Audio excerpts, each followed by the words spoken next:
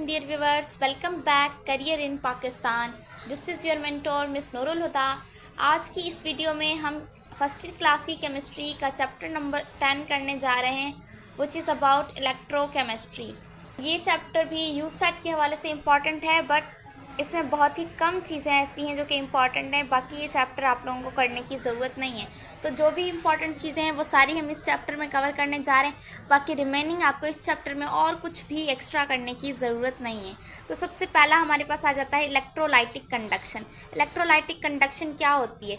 It is the movement of electrons through out the metallic lattice. ये हमारे पास electrons की movement होती है through out the metallic lattice, यानी किसी मेटल के अंदर या फिर किसी ऐसे सॉल्यूशन के अंदर जिसमें मेटालिक आयंस प्रेजेंट हो, वहाँ पर इलेक्ट्रॉन्स की मूवमेंट को इलेक्ट्रोलाइटिक कंडक्शंस कहते हैं. नेक्स्ट हमारे पास है आयोनाइजेशन.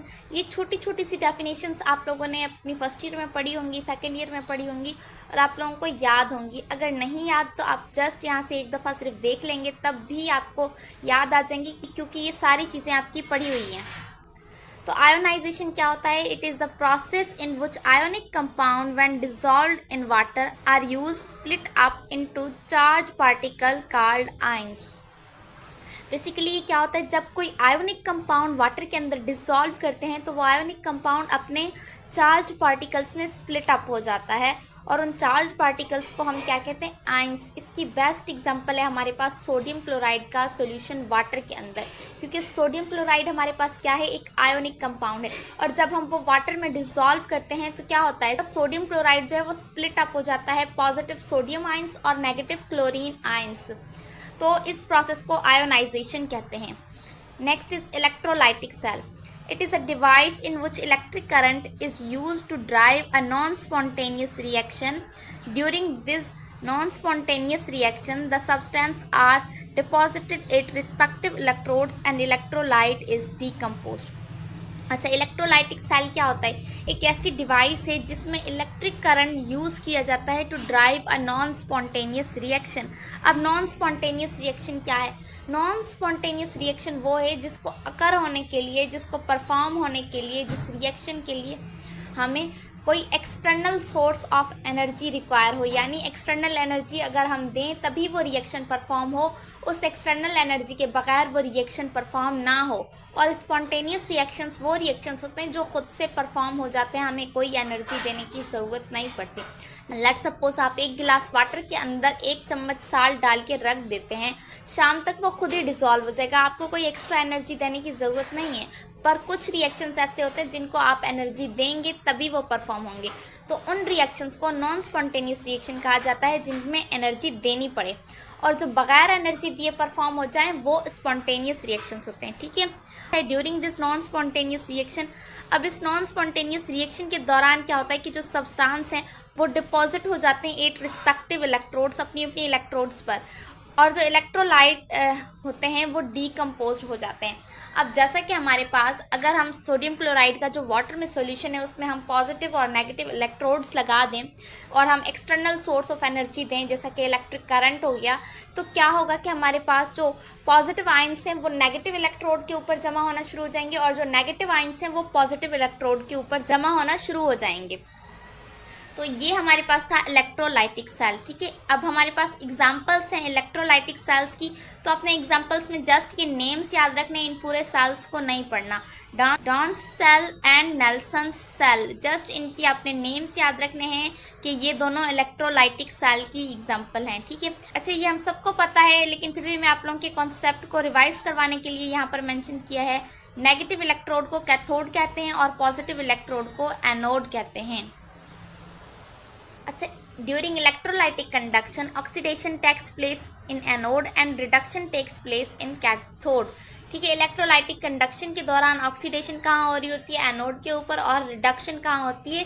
कैथोड के ऊपर. ठीक, note the electric chemical reactions that occur at electrodes during the electrolytic conduction constitute the phenomena of electrolysis. ठीक है, अब हमारे पास जो इलेक्ट्रिक केमिकल रिएक्शन अकर होते हैं इलेक्ट्रोड्स के ऊपर ड्यूरिंग द इलेक्ट्रोलाइटिक कंडक्शन, जब इलेक्ट्रोलाइटिक कंडक्शन हो रही होती है तो उस टाइम पर जो इलेक्ट्रोड्स के ऊपर इलेक्ट्रिक केमिकल रिएक्शन अकर होते हैं तो वो कॉन्स्टिट्यूट करते हैं किसको, फेनोमेना ऑफ इलेक्ट्रोलाइसिस को। ठीक है, तो ये हमारे पास कुछ एग्जांपल हैं। अगर हमारे पास जो है वो PbCl2 है, तो जब इसकी इलेक्ट्रोलाइटिक कंडक्शन होगी तो ये क्या होगा कि अपने आयंस में स्प्लिट अप हो जाएगा। ठीक है, Pb पॉजिटिव आयन और Cl नेगेटिव आयन। ठीक है, और फिर अपनी अपनी रिस्पेक्टिव इलेक्ट्रोड्स के ऊपर जमा होना शुरू हो जाएंगे। जैसे कि हमारे पास Pb है, ये पॉजिटिव है, तो हमारे पास नेगेटिव इलेक्ट्रोड पर जमा होना शुरू होगा, जैसे कि कैथोड पर। ठीक, और हमारे पास Cl ये नेगेटिव आयन है, तो ये पॉजिटिव इलेक्ट्रोड यानी एनोड के ऊपर जमा होना शुरू हो जाएगा। ठीक है, इसी तरह से AgCl3 है, CuCl2 है, तो ये सारे जो है अपने अपने आयंस में स्प्लिट अप हो जाएंगे। ठीक है, यहाँ पर उनके कुछ आयंस मेंशन है, ये आप लोग एक नज़र देख लीजिएगा। नेक्स्ट हमारे पास है एक्सप्लेनेशन ऑफ इलेक्ट्रोलाइसिस। अब जो इलेक्ट्रोलाइसिस का फिनोमेना है ये बहुत ज़्यादा इंपॉर्टेंट है, तो यहाँ हम इसको एक्सप्लेन करते हैं। नंबर 1 है फ्यूज्ड साल्ट। ठीक है, fused salt is electrolysed metal ions arrive at their respective electrodes. अच्छा, फ्यूज्ड साल्ट यानी हमारे पास ये सोडियम क्लोराइड है, अगर ये अपने आयंस में डिकम्पोज हो जाता है तो हम इसको कहेंगे कि ये हमारे पास फ्यूज्ड साल्ट है।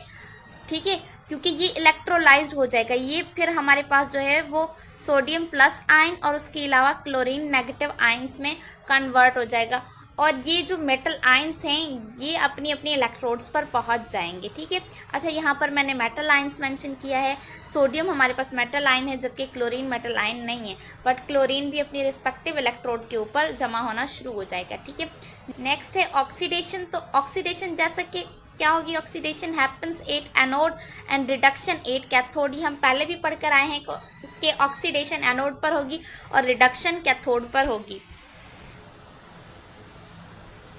नेक्स्ट है हमारे पास एक्वस सॉल्यूशंस ऑफ साल्ट। ठीक है, अब साल्ट के एक्वस सॉल्यूशंस, तो ये electrolysis of aqueous solutions is more complex because water has ability to be oxidised as to as reduced. ठीक है, ये एज टू एज है। ठीक है, बट यहाँ पर मुझसे टाइपिंग मिस्टेक हो गई है। तो जो हमारे पास एक्वस सॉल्यूशंस होते हैं साल्ट के, उनकी इलेक्ट्रोलाइसिस ज़्यादा कॉम्प्लेक्स होती है। क्यों? क्योंकि वाटर के पास एबिलिटी होती है कि वो ऑक्सीडाइज भी हो सकता है और वो रिड्यूस भी हो सकता है। ठीक, नेक्स्ट है some metal cations are not discharge from their aqueous solutions. कुछ मेटल कैटाइंस जो हैं वो अपने एक्वस सॉल्यूशन से डिस्चार्ज नहीं होते। ठीक है, like electrolysing aqueous sodium nitrate solution sodium ions are not discharge in the cathode.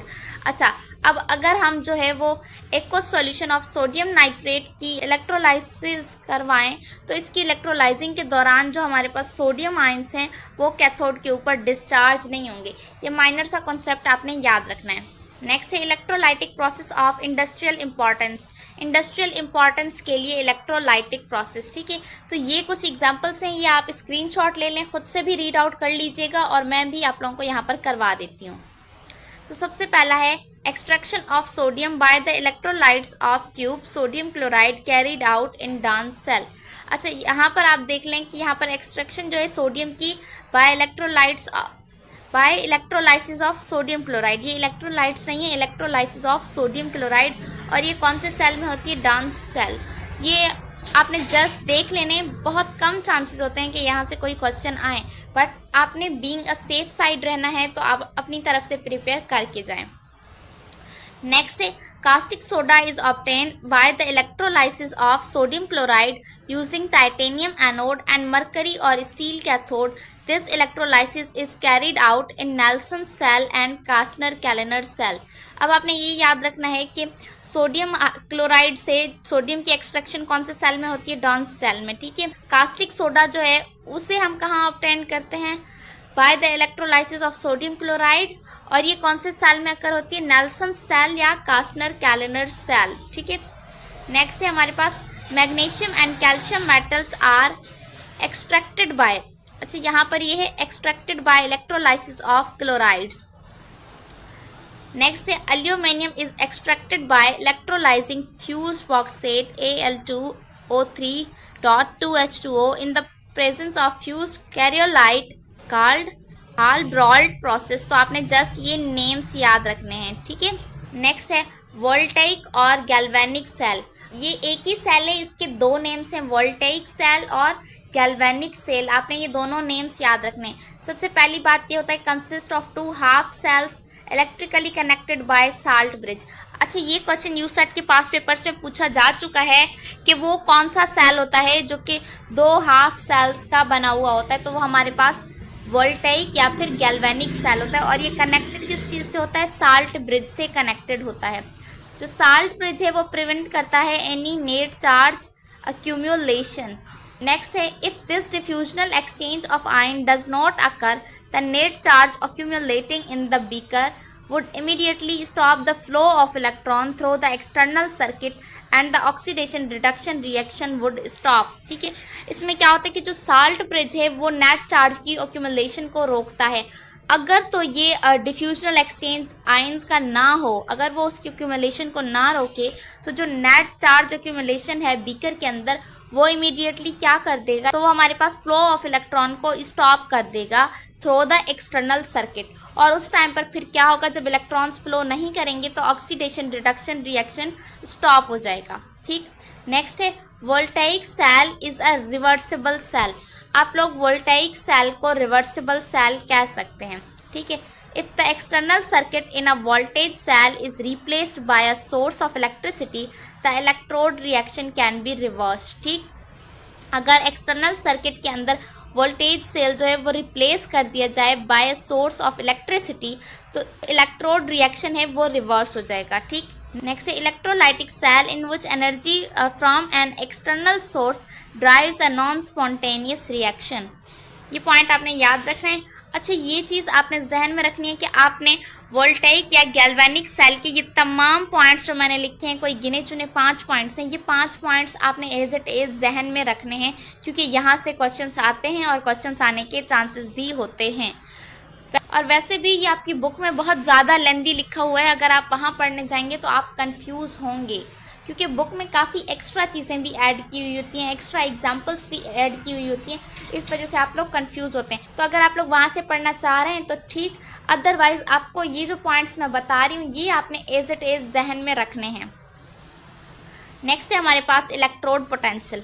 The potential setup when an electrode is in contact with 1 molar solution of its own ions 8298 Kelvin is known as the standard electrode potential or standard reduction potential of element।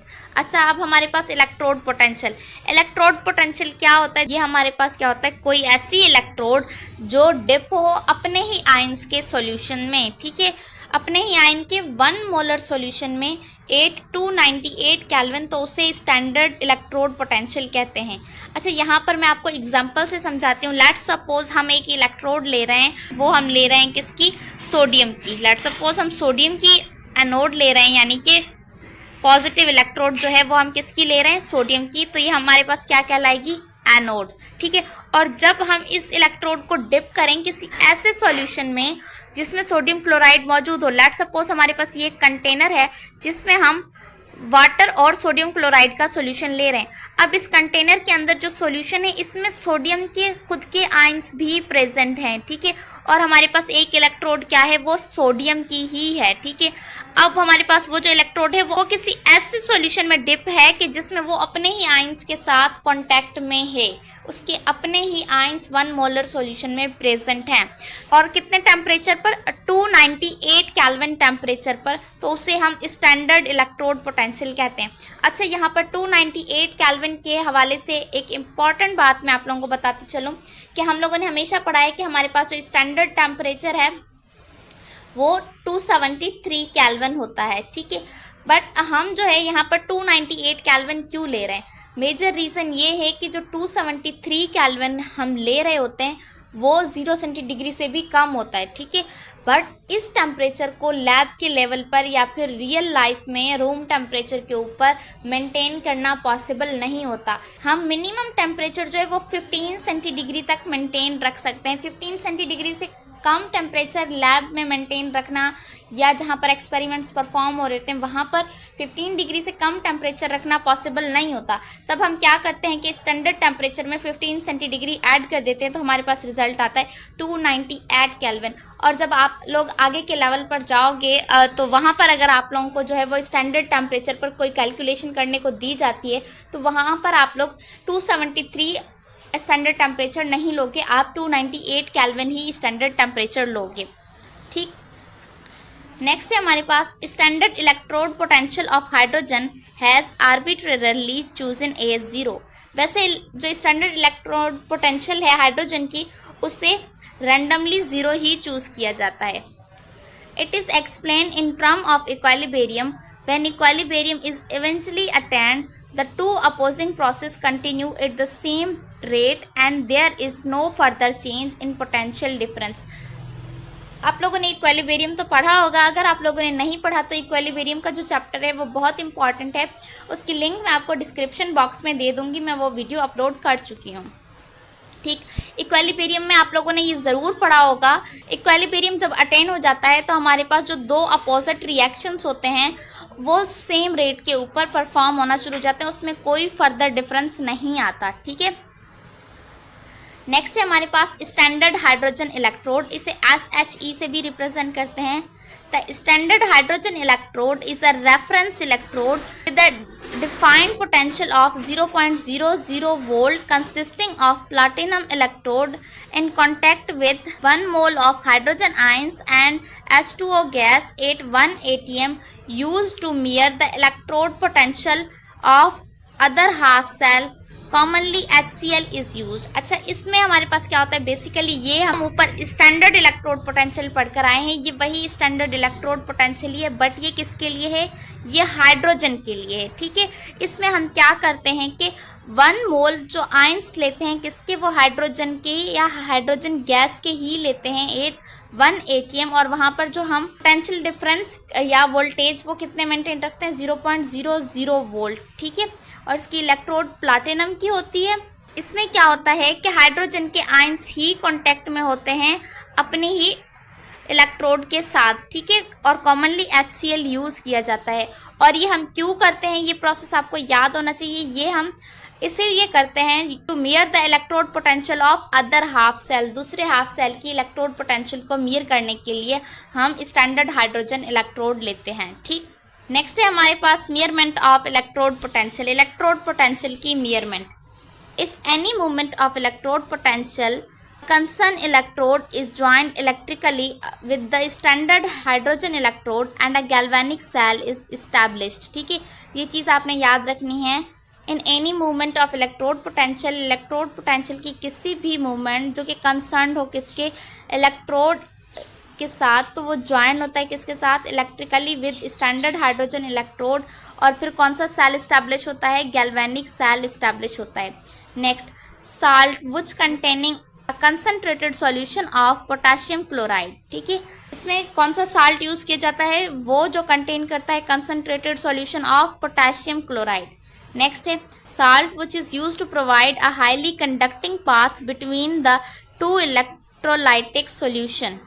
अच्छा, इसमें ज़्यादातर जिक्र salt का ही हो रहा है। ये जो साल्ट है ये हम यूज़ क्यों करते हैं, पहली बात तो ये कि हम इसमें एज अ साल्ट क्या यूज़ कर रहे होते हैं, सॉल्यूशन यूज़ कर रहे होते हैं पोटेशियम क्लोराइड का, और दूसरा साल्ट जो है वो क्या प्रोवाइड करता है, वो हाईली कंडक्टिंग पाथ प्रोवाइड करता है द टू इलेक्ट्रोलाइटिक सॉल्यूशंस में। ठीक है, नेक्स्ट है हमारे पास potential difference is measured by a volt meter. यहाँ पर मियर्ड है, ये स्पेलिंग मिस्टेक हो गई है टाइपिंग के दौरान। ठीक है, तो पोटेंशियल डिफरेंस का दूसरा नाम होता ही क्या है, वोल्ट। ठीक है, और वोल्ट को मेयर करने के लिए हम क्या यूज़ करते हैं, वोल्ट मीटर। नेक्स्ट हमारे पास है द इलेक्ट्रोकेमिकल सीरीज। अब हमारे पास इलेक्ट्रोकेमिकल सीरीज क्या होती है, when elements are arranged in the order of their standard electrode potentials on the hydrogen scale, the resulting list is known as electrochemical series। ठीक है, जब हमारे पास जो एलिमेंट्स हैं उनको अरेंज किया जाए इन the order of their standard electrode potential, यानी उनकी स्टैंडर्ड इलेक्ट्रोड पोटेंशियल के ऑर्डर पर उनको जब अरेंज किया जाए, कहाँ, हाइड्रोजन स्केल में, तो जो हमारे पास रिजल्टिंग लिस्ट आएगी उसे इलेक्ट्रोकेमिकल सीरीज कहते हैं।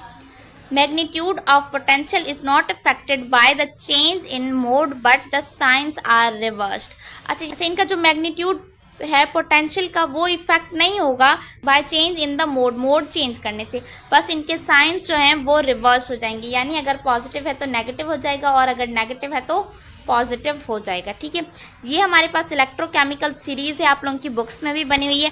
आप जस्ट इसको एक नज़र देख लीजिए, इसको याद करने की ज़रूरत नहीं है। यहाँ पर मैंने सिर्फ इसीलिए ऐड की कि मैं आप लोगों को दिखा सकूँ। ठीक है, बाकी इसके अलावा आपको इसमें कुछ भी करने की ज़रूरत नहीं है। नेक्स्ट है applications, prediction of feasibility of a chemical reaction. Chemical reaction की फिजिबिलिटी को प्रिडिक्ट करने के लिए इलेक्ट्रोकेमिकल सीरीज यूज़ की जाती है। नेक्स्ट है calculation of the voltage of electromotive force EMF of the cell.